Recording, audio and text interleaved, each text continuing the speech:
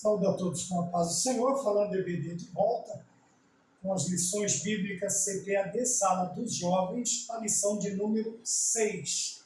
Essa lição será ministrada no dia 9 de fevereiro de 2025 e está sob o tema a autenticidade de uma linguagem sadia, quer dizer, legitimando a vida cristã através da linguagem do falar sadio.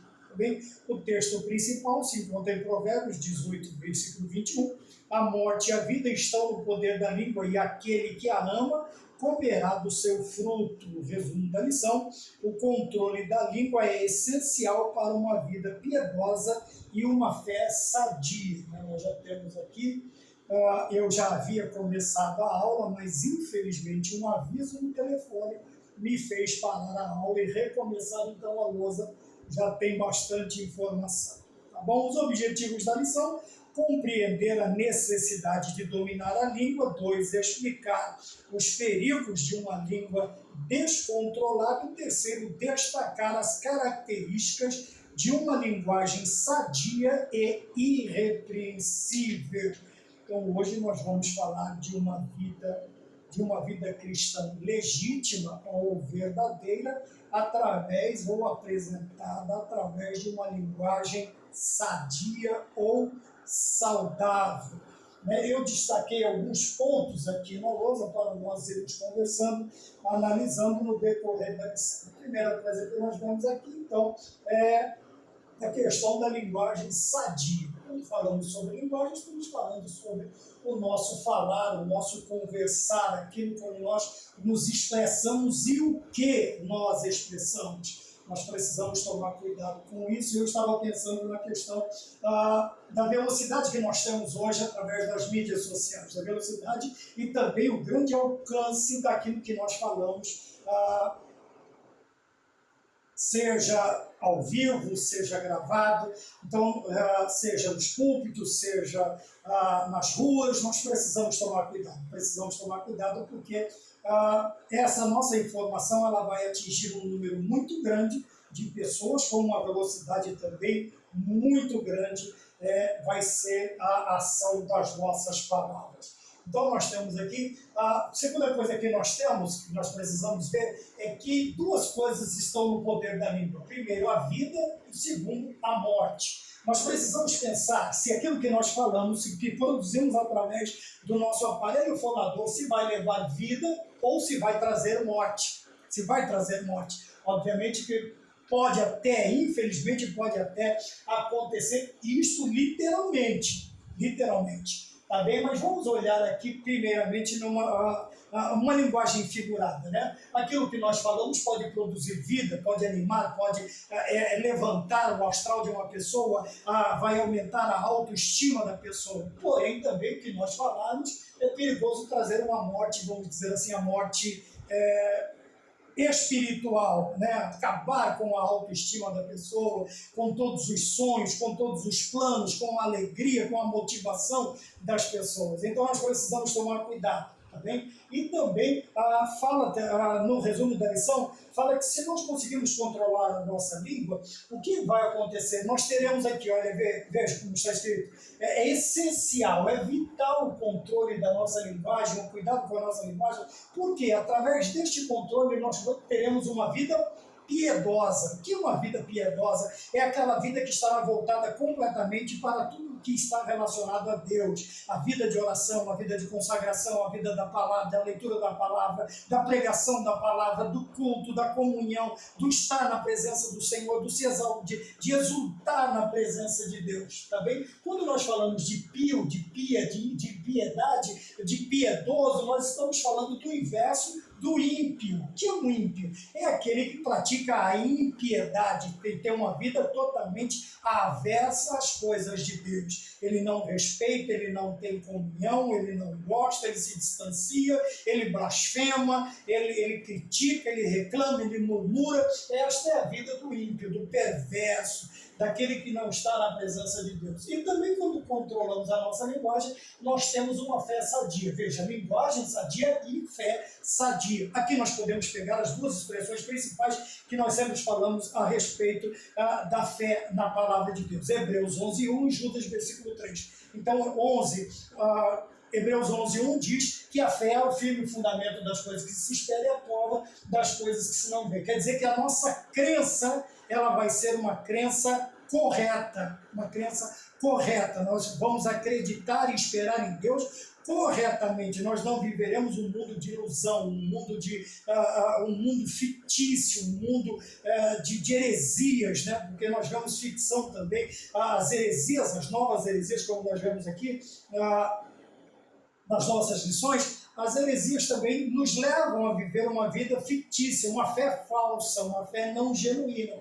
Mas a partir do momento em que eu tenho uma linguagem tanto falada quanto no agir sadio, a minha fé também será sadia. E o que está em Judas, versículo 3, quer dizer a fé que uma vez foi dada aos santos. Quer dizer, aqui está relacionada em Judas 3 a questão do escopo doutrinário, os mandamentos, os preceitos, as ordens, tudo aquilo que o Senhor Deus ele transmitiu desde o Gênesis ao Apocalipse, tanto no Antigo quanto no Novo Testamento, para que a nossa vida, ou a vida da igreja, tanto dos judeus no início quanto da igreja em Cristo Jesus, tenha a sua vida pautada pela palavra de Deus. Então a fé aqui nós podemos vê-la nesses dois sentidos, tanto a minha crença naquilo que eu não vejo, a minha esperança naquilo que eu não vejo, naquilo que eu não posso tocar, então ela vai ser uma fé sadia, esta fé será sadia, e também o meu comportamento relacionado aos mandamentos e preceitos da palavra de Deus também será um comportamento sadio.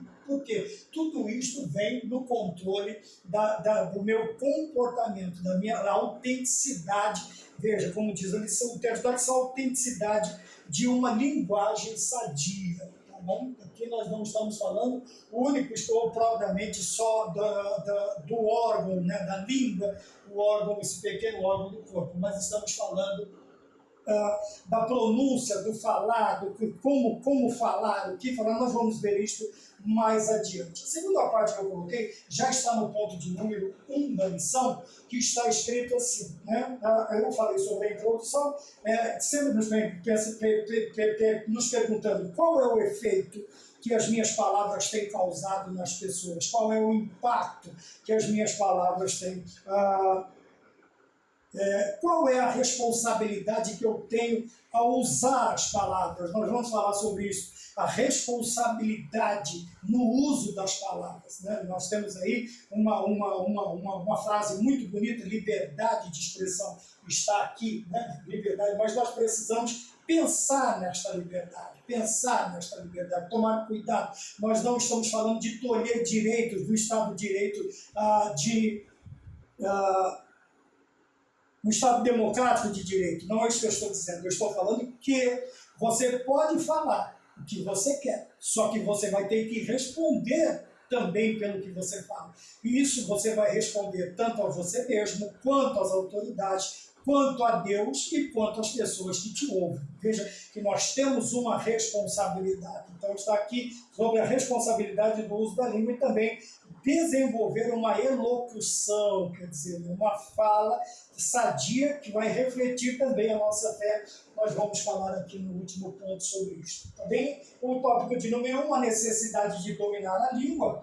Veja que ele diz aqui a responsabilidade com o que fala, mas ele classifica esta responsabilidade. Ele coloca uma determinada área, uma determinada função como classificação dentro desta responsabilidade. Ele chama de professores. Por que nós falamos? Por que ele citou a questão do professor? Eu já coloquei aqui, como eu disse, eu já havia começado a aula e eu tive que parar. Então veja, eu coloquei como professores, como mestres, aqueles que são formadores de opinião.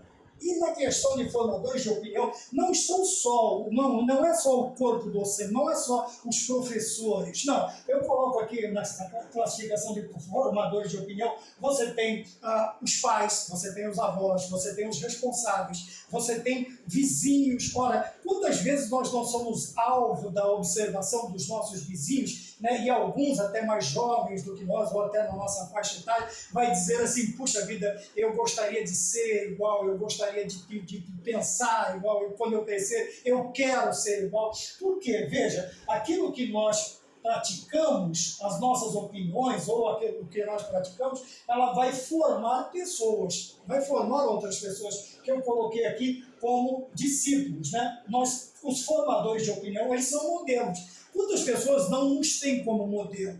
Né? Não somente na igreja, isso no local de trabalho, isso no âmbito familiar, no âmbito dos parentes, em todos os âmbitos da vida nós precisamos tomar cuidado porque nós somos modelos. E como modelos nós somos formadores de opinião. E precisamos tomar cuidado, veja, a advertência aos professores. Por quê? Porque esses tais, né, já levam, né, já está no bojo da sua classificação a responsabilidade. Nós sabemos que o mestre, o professor, é aquele que vai formar alunos, né? No nosso caso, formar discípulos. Formar discípulos. Então nós precisamos tomar cuidado, por quê? Porque essa responsabilidade sobre nós pesa muito mais. Pesa muito mais. Porque qual é o aluno que não gosta de se espelhar no seu professor? Eu me lembro na minha fase, faz bastante tempo, né, que os primeiros anos na escola, né, antigamente da primeira à oitava série, dividida em duas partes, da primeira à quarta, da quarta à oitava, da quinta à oitava, vamos dizer assim. Então, quantos professores não foram exemplos? Quantos diretores, quantas pessoas passaram isso na igreja também? Quantos obreiros, quantos mestres, quantos irmãos e irmãs não serviram de exemplos, de modelos para nós? Por quê? Porque eles tinham uma característica especial em suas vidas, que era uma forma diferente de ensinar. E ensinar, veja, não está ligado tão somente a ter um diploma de ensinador, de professor, de mestre. Não. Muitas vezes a experiência da vida faz com que pessoas sejam exímios ensinadores, excelentes professores, por causa da sua experiência, da sua maturidade, né? Eles não aprenderam na teoria, mas aprenderam na prática, eles aprenderam na vida, na convivência, no dia a dia, e isto fez dele mestre, fez deles professores. Tá bem? Por isso, em toda essa responsabilidade, nós precisamos tomar cuidado com esta tal liberdade. Eu dei risada porque eu lembrei de uma música que diz: o que eu vou fazer com essa tal liberdade? Então vejam bem, apesar de nós termos, e é uma pergunta que nós poderíamos fazer também: o que é que eu posso fazer com esta liberdade? Eu posso fazer o que eu quero, porque eu tenho a liberdade de expressão, eu posso falar o que eu quero, eu posso falar o que eu penso, eu posso me expressar da maneira que eu quero, com quem eu quero, a hora que eu quero. Veja, nós precisamos tomar cuidado. Apesar do Estado Democrático de Direito me dar esta liberdade de expressão, eu preciso tomar cuidado. Tanto que eu posso responder pelo que eu falo, tá bem? Ou eu posso também agir dessas duas maneiras, levando vida ou morte. Tá bem? Então, a liberdade, essa liberdade, ela também me traz a responsabilidade de pensar, de analisar, de calcular, né? De poder ponderar daquilo que eu vou fazer, aquilo que eu vou falar. Não é tudo, né? Porque eu estou aqui num canto remoto do estado de São Paulo, dentro de um cômodo, que eu posso simplesmente olhar para esta câmera e falar o que eu quero. Às vezes eu não posso também falar nem o que eu penso, não por nada. Não é medo, não é receio, não é nada disso. Veja, eu tenho que pensar no efeito daquilo que eu estou falando. No efeito, nós vamos falar no último ponto, né? No efeito daquilo que eu estou falando. Então veja, então nós temos aqui uma advertência, quer dizer, uma chamada de atenção, de responsabilidade, principalmente para os mestres, principalmente para aqueles que são formadores de opinião, os modelos de rebanho que formam discípulos, seja na igreja, seja no trabalho, seja na escola secular, seja onde for, dentro de casa. Nós precisamos tomar cuidado, nós precisamos tomar cuidado. Então nós estamos aqui no tópico de número 1, a responsabilidade dos mestres. O 2, ele vai falar do poder da língua, e eu separei uma questão aqui, né, que vai estar sobre a coerência, destacar o que os crentes têm de controlar não apenas as palavras, mas também as ações. E como é que nós fazemos este controle? Através da coerência. O que falamos tem a ver com o que praticamos, e o que praticamos tem a ver com o que falamos. Tá? Eu me lembrei, eu falei da questão antigamente, né? Os pais, meu pai tinha o costume de dizer, faz o que eu mando e não faz o que eu faço. E eu citei um exemplo, veja, ele não permitia que nós sentássemos sem camisa à mesa para qualquer tipo de refeição, mas ele fazia. Eu, sendo mais velho, eu tinha o costume de perguntar, mas o senhor faz? Aí ele falava, faz o que eu mando, palavras, mas não faz o que eu faço, ações. Veja, não existia coerência e aquilo trazia confusão. Aquilo trazia uma determinada confusão, porém a gente não estendia muito, porque a gente já sabia qual seria a conclusão, né? Porque eu estou mandando, pronto, acabou. Não havia um diálogo, não havia uma explicação, e também às vezes nem precisava, porque também tinha um ditado que dizia, por bom entendedor, um pingo é letra. Então a gente já sabia o que era para ser feito e nós simplesmente fazíamos. Porém, principalmente para nós cristãos, a questão da coerência deve ser levada em grande estima. O que é a coerência? É as minhas palavras e atitudes falarem a mesma coisa. Sem palavra, elas vão falarem a mesma coisa. Quer dizer, como eu me comporto, é o que eu falo. Quando nós olhamos em Atos 1, quando Lucas ele vai falar para Teófilo, né, quando ele diz, fiz o primeiro tratado, ele está falando lá da epístola, do Evangelho de Lucas, agora ele está aqui, o destinatário é o mesmo, também Teófilo, aí ele fala, fiz o primeiro tratado, ó Teófilo, acerca do Senhor Jesus Cristo, não somente falava, mas fazia. Quer dizer que as palavras e atitudes do Senhor Jesus Cristo eram coerentes. Havia uma lógica, havia uma coerência. O que você via Jesus falando era o que você ia ver Jesus fazendo. Ou, melhor dizendo, ele fazia antes de falar. Jesus Cristo ensinava fazendo. Tá bem? Jesus Cristo ensinava fazendo. Primeiro ele fazia para depois ele ensinar. Ou ele simplesmente, sem palavras, ele ia realizando as suas obras, ele ia realizando tudo que ele tinha que fazer. Se ele quisesse falar sobre oração, os discípulos iam encontrá-lo orando nos montes. Se ele quisesse falar sobre libertação, eles iam encontrá-lo lá sentado, já sentado com o endemoniado gadareno, que já não é mais endemoniado. E agora ele ensina, quando ele queria ensinar sobre qualquer lição que o Senhor Jesus Cristo iria fazer, ele ia ensinar, ele primeiro fazia, era o exemplo, ele dava o exemplo. E os seus exemplos tinham a ver com as suas palavras. Por isso ele diz que o Logos se fez carne, o verbo, a palavra encarnou. Quando olhamos para o Senhor Jesus Cristo, é a mesma coisa que olhamos para a palavra de Deus escrita.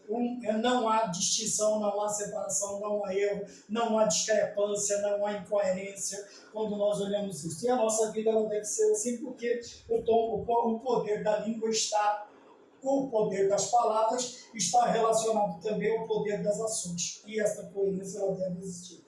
E depois, no ponto de número 3, língua, um pequeno e membro capaz de causar um grande impacto, né? É a ideia que ele coloca lá do freio na boca dos cavalos, do leme nos navios, quer dizer, a ideia de que algo tão pequeno pode controlar grandes coisas. No caso do leme, o navio. No caso do freio, o cavalo, né? Um cavalo de batalha. E quando nós falamos disso, quer dizer que quando você consegue controlar no animal com o freio, você tem um bom curso. Quando você consegue controlar um transatlântico, logicamente a sua viagem, o curso da viagem será mais tranquilo, mais tranquilo. Então ele está dizendo aqui que quando nós temos este cuidado, ou procuramos ter o cuidado em ter uma linguagem sadia, vai dizer também que a nossa vida ela vai transcorrer de uma maneira mais agradável. de uma maneira mais pacífica, mais tranquila. Por quê? Porque as nossas palavras, ao invés de suscitar a ira, o que ela vai suscitar? Alegria, vai suscitar vida, vai suscitar amizades, vai suscitar... Não quer dizer que nós vamos ser bajuladores, mas vamos tomar cuidado naquilo que vamos falar. Esse é o ponto de número 1, que nós falamos sobre a necessidade de dominar a língua. O ponto de número 2, né, está escrito os perigos de uma língua descontrolada. O perigo de uma língua descontrolada.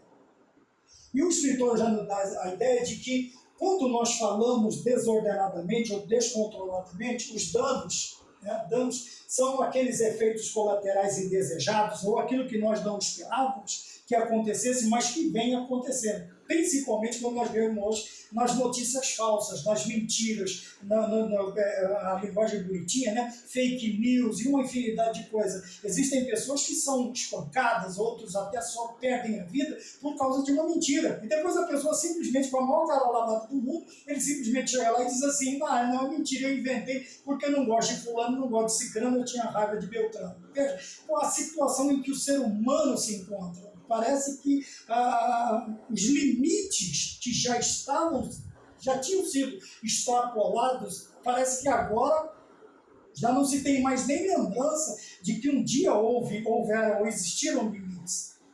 Tamanha a crueldade, a frieza, a malignidade do ser humano. Então nós vemos aqui que os danos, né, por causa de uma linguagem descontrolada, esses danos, primeiro, eles podem ser enormes, né? Talvez nós não conseguimos nem dimensionar ou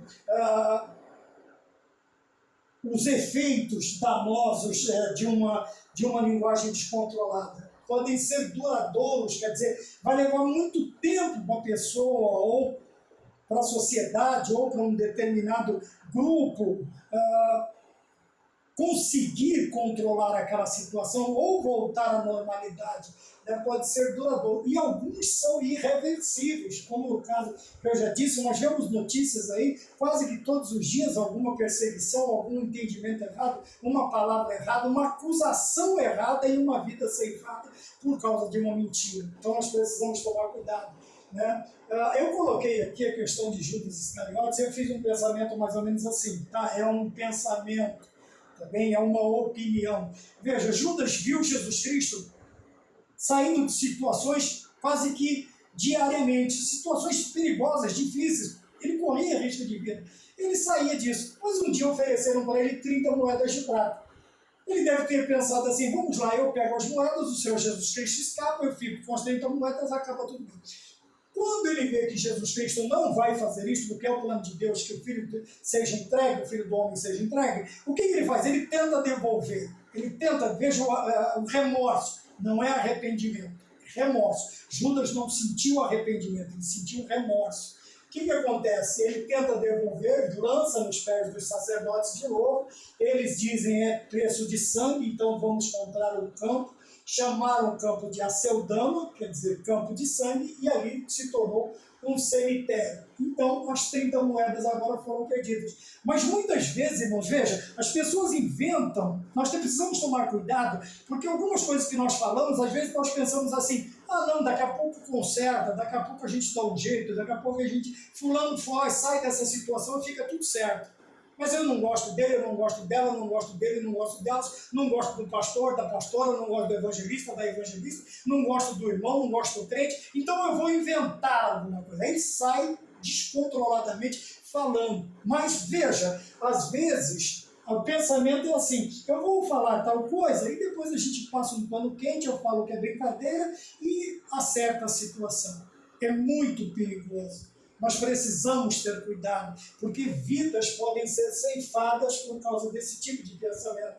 Veja, os danos podem ser enormes, enormes, outros duradouros e outros, esse irreversível aqui fui eu que coloquei, tá bom? Esse aqui é inclusão minha, essa questão do irreversível, tá bom? Assim como aquela pessoa que chegou e falou mal de um determinado irmão, não gostava do irmão e falou. Era uma história que se contava antigamente. e esse homem ele foi passando mal, porque estava... e quando a vida dele estava se esvaindo por causa da doença que ele adquiriu, por causa daquela mentira, por causa daquela invenção, a pessoa que mentiu foi visitá-lo para pedir perdão no hospital. Tá? E o que acontece? Ele estava num andar bem alto, né? Num dos andares mais altos daquele hospital. E ele dormia sobre um travesseiro daquelas bolinhas de isopor, bem pequenas. Ele chamou o seu interlocutor até a janela e ele abriu aquele travesseiro. E ele disse assim: eu te perdoo. Eu perdoo, irmão, não tem problema. Eu vou te perdoar. Mas aí ele pega, ele chacoalha, ele sacode aquele travesseiro ao vento. E aquelas minúsculas bolinhas de isopor, elas vão se espalhar e se perder. Ele disse: eu te perdoo, mas me ajuda a juntar a minha vida de novo. Tenta juntar a minha vida. Olha o estrago, o dano que foi feito. Olha como ele simbolizou. Nunca mais se conseguiria arrumar aquele travesseiro novamente, consertar e ele simbolizou a sua vida desta maneira. Então nós precisamos tomar cuidado, porque às vezes a raiz de amargura, a ira, a contenda momentânea, às vezes momentânea, pode fazer com que nós criemos situações tão danosas que podem ser irreversíveis. Tá bom? Precisamos tomar cuidado. Tá bom? Esse é o ponto de número 1. A língua é como fogo. E a ideia é esta, né? A ideia de expressar o que uma linguagem descontrolada ela pode ocasionar. Tá bem? Segundo o descontrole, agora a inconsistência no falar. Né? A inconsistência. O que é algo inconsistente? É algo que não tem consistência, que não tem firmeza, que não tem estrutura, é algo inconsistente. Tá bem? Então ele diz aqui, eu transcrevi aqui para a lousa, que as Sagradas Escrituras nos ensinam. O que ele nos ensina? Na questão do falar, né, da inconsistência. Ele traz a ideia de uma fonte que dá água doce e água salgada, com a mesma língua bendizemos a Deus e amaldiçoamos os homens. Então ele está falando dessa inconsistência, tá bom? Não há uma consistência, não há coerência. Eu abençoo e amaldiçoo. Então ele ensina. Qual é o ensinamento que nós temos aqui? O que ela nos ensina? O que é que tem potencial para gerar vida? Agora vamos à parte primordial, principal aqui da lição.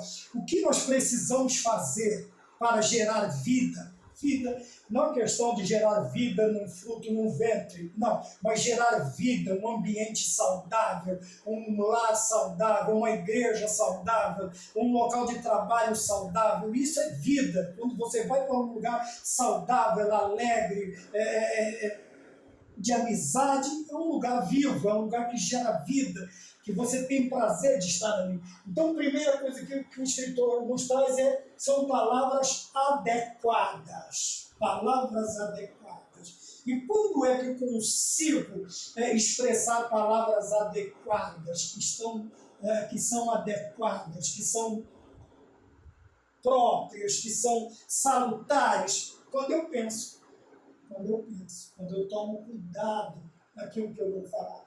Então, palavras adequadas geram vidas. Sabe? Segundo, olha, não somente as palavras, mas o momento certo de falar. Existe momento para falar.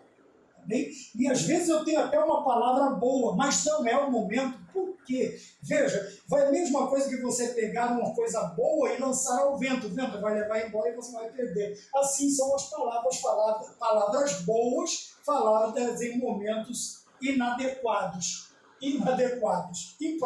O momento não é para aquilo. Então eu preciso pensar também no momento de falar. Então, palavras adequadas e momento certo. Falar o momento certo, a palavra, como diz a Bíblia, que a boas novas vinda de longe é como um copo de água fresca, de água fria, de água gelada, que refresca, que tranquiliza, né, é uma coisa boa, gera vida. Então eu preciso também do momento certo. Às vezes eu tenho a palavra certa e falo no momento errado. Né? também não é bom. Outra coisa que gera vida, a atitude correta, a forma como eu falo, a forma como falar. Até nisso você precisa pensar a palavra adequada no momento certo com a atitude correta. Isto, a mensagem, ela vai fluir de uma maneira tão maravilhosa que o efeito será vida, que o efeito será maravilhoso, o efeito será lindo, o efeito será, sabe, uma explosão de alegria, de transformação, de motivação, de autoestima, de elevação do espírito da pessoa. Quando nós pensamos nessas três coisas, a palavra adequada, o momento certo e a atitude. Existem pessoas que usam as atitudes erradas para falar, sabe? Tem a palavra adequada, é o momento, mas a atitude no falar é a atitude errada. Sabe? Às vezes a forma como se expressa, às vezes o tom, às vezes... Veja, Elias está numa caverna. Elias está numa caverna. Deus tem a palavra adequada para Elias? Sim. Deus tem um momento certo para falar com Elias? Sim. Ele foi lá 3 vezes para ouvir. Mas vamos pensar na atitude quando Deus fala com Elias. Elias vem fugindo com medo de Acabe e de Jezabel. Elias está correndo? Elias está fugindo? Elias está escondido? Então veja, e Deus vai falar com Elias. Então ele tem a palavra certa, Deus tem e o momento certo. Veja a atitude. Qual foi a atitude? A primeira vez, o que acontece? Vamos lá, vamos colocar um terremoto. Segundo, veio lá um vendaval, um furacão. Veja que tudo isso são atitudes. Um furacão, não furação. Furação é outra coisa. Furacão, terremoto. Tudo isso aqui é uma atitude. Vamos lá. Talvez Elias fale, não, Deus ele é tremendo, ele fala no terremoto. Mas ele não falou. Deus ele é grande, ele é soberano, ele fala nos trovões, as grandes vagas, é como o som de muitas vozes, mas ele não está. Por quê? Olha a situação que está Elias, fugindo com medo. Então, qual é a atitude de Deus? Falar com ele numa atitude correta. E qual foi isso? Um sussurro. Existem horas que nós temos a palavra adequada, o momento certo, e ao invés de nós transmitirmos, a gente grita. Ou às vezes a gente fala choroso demais. Veja que atitude ao falar. Você precisa entender esses momentos, né? Entender os momentos, para você usar a atitude correta no falar. Tem dia que se você falar um pouco mais alto, a pessoa senta. Se você falar muito baixo, a pessoa não escuta. Isso tudo tem a ver. Veja, nós estamos representando as atitudes no falar. Então, essas 3 classificações aqui da palavra, né, são palavras adequadas, o momento certo e a atitude correta, ela vai gerar vida. Vai gerar vida. Sabe? A pessoa não vai querer desviar, não vai sair da igreja, não vai pôr a culpa nos crentes. Não, ele simplesmente vai reconhecer que Deus é maravilhoso. E quando Elias sai naquele sussurro, naquele cicio, né, brandamente Deus fala, o que você está fazendo aqui, Elias? Né? Come, bebe, longa vai ser a sua jornada. E lá vai Elias novamente feliz e satisfeito. Né? E lembrado que ainda existia 7.000 profetas, 7.000 homens, 7.000 santos que não haviam se dobrado diante de Baal. Então ele sai com uma mensagem, ele sai totalmente fortalecido. Então quando nós temos as palavras adequadas, o momento certo e a nossa atitude no falar é correta, produz vida como nós vemos aqui. E o ponto de número 3, né, a questão da incapacidade de domar a língua já é o oposto, né? Aqui nós temos a palavra que significa a natureza perversa no modo de pensar, sentir e agir. Então, uma pessoa que é descontrolada é uma pessoa, a natureza dela é perversa. é uma pessoa desagradável. Pode até estar falando coisa boa, mas a pessoa, as suas expressões, as suas atitudes, veja que até a própria Bíblia diz assim, que as palavras, até o louvor a Deus, ele é como um crepitar de espinhos no fundo de uma panela, na boca do tolo, na boca do insensato. Veja que coisa boa na boca de ruim, de perverso, de desagradável, de venenoso, na questão de destilar toda a sua angústia, as suas amarguras, as suas decepções consigo mesmo. Até coisa boa fica ruim. Até coisa boa fica ruim. É como se nós pegássemos aí bombril seco e passássemos no fundo de uma panela de alumínio. Imagina o barulho desagradável que é. Então a Bíblia compara a palavra de sabedoria na boca do tolo com este barulho, o crepitar de espinhos no fundo de uma panela. Agora imagina como deve doer os ouvidos de quem ouve, também como deve ouvir. Então nós falamos aqui no ponto de número 2, deixa eu voltar aqui uma página, os perigos de uma língua descontrolada, bem? Os danos causados, a situação favorável como ela pode ser e a situação ainda mais desfavorável ainda, que é uma pessoa que não tem este controle, não tem um padrão de linguagem sadia, cristã, agradável. A natureza da pessoa é perversa, a pessoa é desagradável. E a questão do veneno aqui é a questão de destilar toda aquela amargura, angústia, rancor, tudo que de ruim está por dentro, ele vai jogar para fora de uma maneira extremamente grande. Terceiro e último tópico, características de uma linguagem sadia e irrepreensível. Agora nós chegamos o porquê nós precisamos controlar, o porquê nós precisamos dar exemplos, o porquê nós precisamos ser modelos, o porquê nós precisamos ser formadores de opinião, porquê nós precisamos desta qualificação, porquê precisamos tomar cuidado com esta falsa liberdade que às vezes se nos apresentam, porquê que nós precisamos ser coerentes, tanto nas palavras quanto nas ações, porquê que nós precisamos nos controlar para termos um curso agradável na nossa vida. Pronto, de número 3. Característica de uma linguagem sadia e irrepreensível. Ponto 1.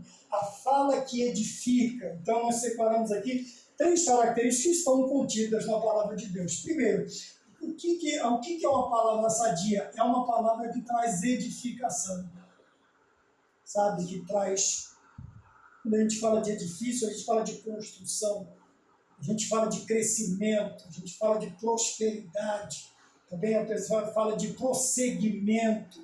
Também. Então a palavra, às vezes também ela vem com uma forma de exortação, mas a exortação aqui, como diz o rei Salomão, à primeira vista ela pode até causar ânsia de vômito, mas depois a pessoa vai entender que aquela exortação é para o seu bem, é para o seu crescimento, é para a sua edificação. Então veja, edificação, exortação é quando nós somos exortados, repreendidos, quando somos, como Paulo disse a Timóteo, pregue a tempo e fora de tempo, instes, redargas, instrua a tempo e fora de tempo. Por quê? Porque vai chegar tempo em que não ouvirão a sã doutrina. Tudo isso aqui faz parte da sã doutrina, ou do ensino sagrado, sadio, doutrina, essa doutrina.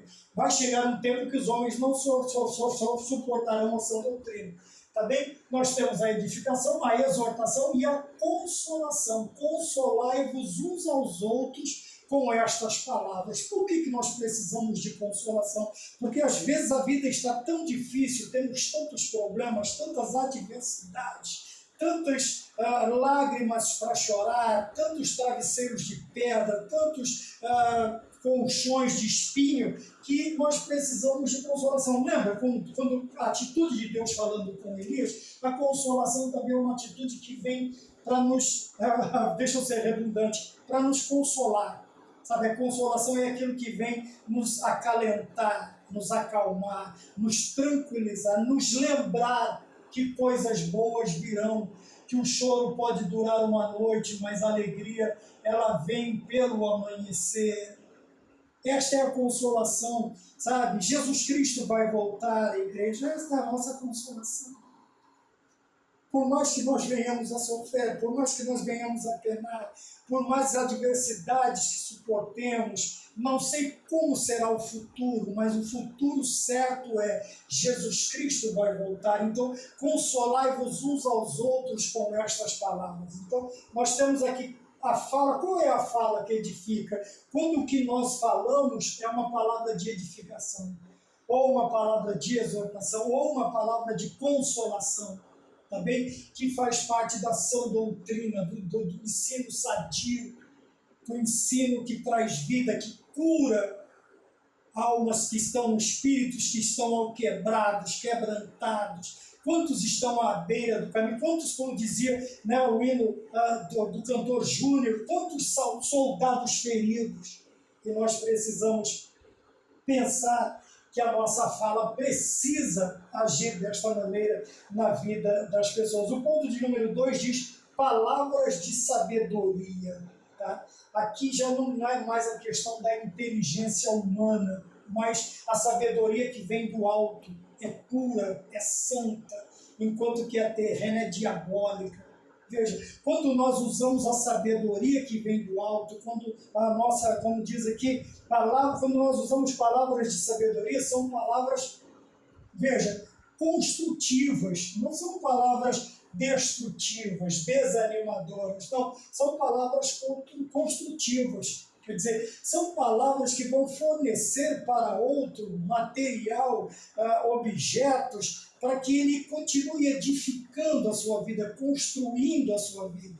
Então, ainda que sejam algumas observações que nós temos o costume de chamar, serão observações construtivas, sabe? É aquilo, olha, vocês estão no caminho certo, mas se fizer assim também, quem sabe dar uma melhoradinha, vamos tentar fazer assim. Isso são palavras construtivas, sabe? Não vem com a forma de você criticar a pessoa só pelo fato de criticar, mas quando você traz uma crítica, você traz uma crítica para edificar, para construir, para prosseguir.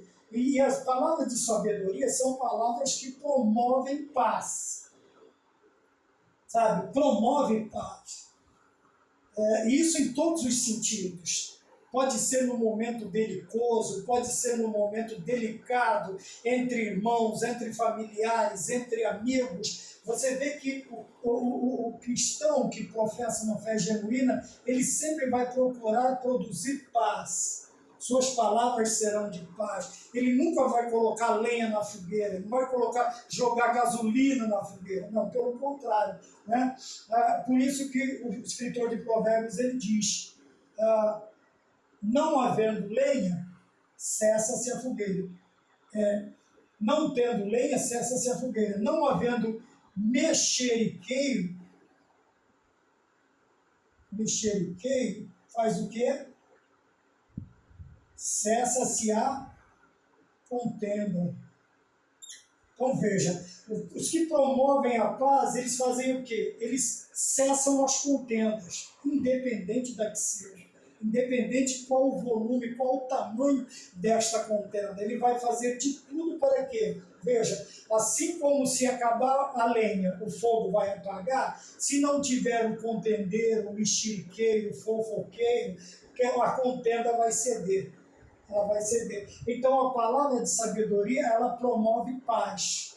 Agora, se você vê aquele que ele chega aqui, ele levanta uma contenda, ele vai ali, ele põe uma raiz de amargura, ele vai acolá, ele vai destilar um veneno, O que vai acontecer? Vai criar um campo de batalha em que ninguém sai vitorioso. Não, aonde existe contenda, não há vitória, não existe vencedores. Ainda que um grupo prevaleça pela contenda, pela divisão, pelo racha, pelo cisma sobre outro grupo, não há vitoriosos. Todos perderam. Todos perderam, porque houve um cisma, um racha, houve uma quebra. E ninguém, quando isso acontece, ninguém vence. Todo mundo é derrotado, tudo é derrotado, e a obra de Deus sofre com esse tipo de coisa. Terceiro e último, nós temos aqui, né, palavra a dois, a palavra terceiro, o reflexo da fé em Cristo. Então, quando nós vemos uma linguagem sadia e irrepreensível, o que ela faz? Ela evidencia a nossa fé. O que é evidenciar? É tornar evidente, claro, aquilo que nós acreditamos, a nossa fé. Tá bem? Aqui no caso, vamos colocar então como se fosse a nossa declaração de fé. A partir do momento em que nós vivemos uma vida de linguagem sadia e irrepreensível, ela faz o quê? Ela evidencia, o nosso linguajar evidencia a nossa fé.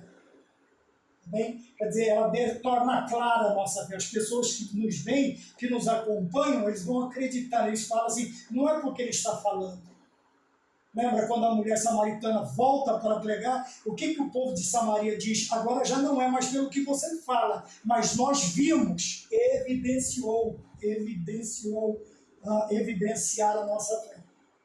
Bem, depois, vai refletir, a linguagem sadia reflete o que está no nosso coração. Por quê? A boca fala do que o coração está cheio. Então vejam bem, uma linguagem sadia vai refletir, vai transparecer também o que está no nosso coração. Veja que aqui é o que está do lado de fora, aqui o que está do lado de dentro. O que está do lado de dentro.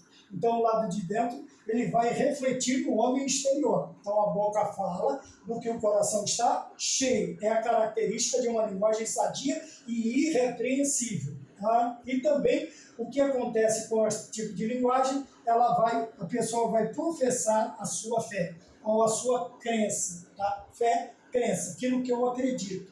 O meu comportamento, a minha atitude, as minhas palavras, as minhas ações, esta coerência, ela vai estar dentro, tudo isso aqui também vai estar dentro de uma coerência. Tá bem? A linguagem irrepreensível, ela faz o quê? Ela evidencia a minha fé, ela faz refletir, transparecendo o que está no meu coração. O coração alegre formoseia o rosto e a boca fala do que o coração está cheio. E também professa a nossa fé. É uma forma de nós darmos testemunho da nossa crença. Darmos testemunho, no caso aqui, crença, darmos testemunho naquilo que nós acreditamos. Por isso que Davi diz assim, não me deixe confundido na minha esperança, naquilo que eu acredito, na minha crença. Então, professa a nossa fé. Amém? O horário já está bastante avançado, mas falamos sobre a lição de número 6, a autenticidade de uma linguagem sadia. Quer dizer, a minha vida ou a legitimidade cristã através de uma linguagem sadia. Bom, que Deus nos abençoe. Até a próxima aula, se assim o Senhor Deus nos permitir, e vamos ficar todos com a paz do Senhor. Amém.